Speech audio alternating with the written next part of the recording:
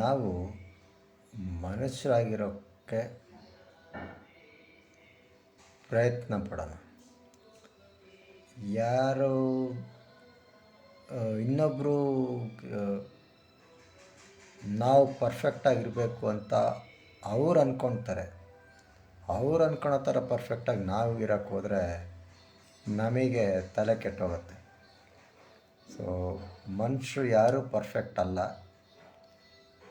ಅದನ್ನು ಅವರಿಗೂ ಗೊತ್ತಾಗತ್ತೆ. ಅವರಿಗೆ ಆಗಲ್ಲ, ಅದನ್ನು ಅವರು ನಮ್ಮಿಂದ ಎಕ್ಸ್ಪೆಕ್ಟ್ ಮಾಡ್ತಾರೆ. ಅವ್ರ ಎಕ್ಸ್ಪೆಕ್ಟೇಷನ್ನು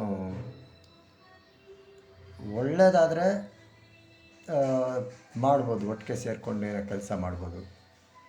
ಬಟ್ ಯಾವುದೇ ಇದಾದರೂ ಮನಸ್ಸಿಗೆ ವಿರುದ್ಧ ಆಗಿ ಅವ್ರನ್ನ ಮೆಚ್ಚೋಕ್ಕಾಗಿ, ಇನ್ನೊಬ್ಬರನ್ನ ಮೆಚ್ಚೋಕ್ಕಾಗಿ ಯಾವುದು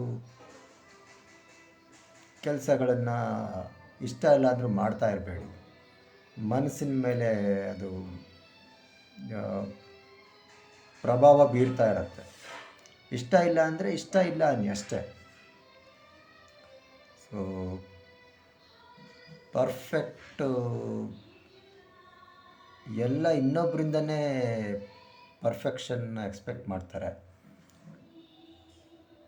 ಅದನ್ನೇ ನೀವು ಇದು ಮಾಡಿದ್ರೆ ನಿಮಗೆ ರಿಯಾಕ್ಟ್ ಮಾಡ್ತಾರೆ ಅವರು.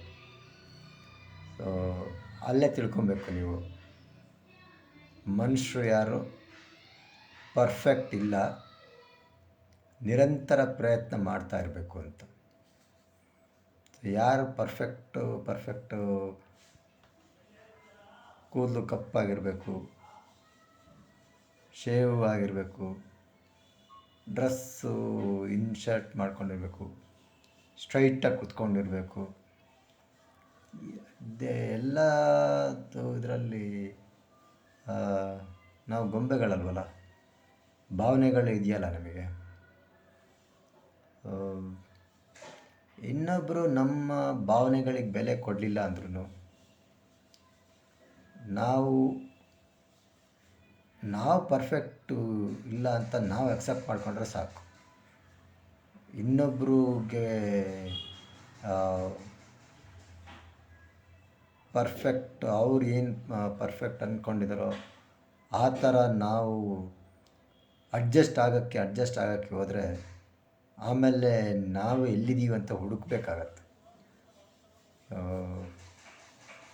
ಮನುಷ್ಯರೆಲ್ಲ ಯಾರು ಒಂದೇ ಜನ್ಮದಲ್ಲಿ ಪರ್ಫೆಕ್ಟ್ ಆಗುವಂಥವ್ರು ಸಿಗೋದು ತುಂಬ ತುಂಬ ಕಷ್ಟ. ಸೊ ಪರ್ಫೆಕ್ಷನ್ ಯಾರು ಇದು ಮಾಡ್ತಾರೆ ಅವರಿಂದ ಸ್ವಲ್ಪ ಹುಷಾರಾಗಿರಿ.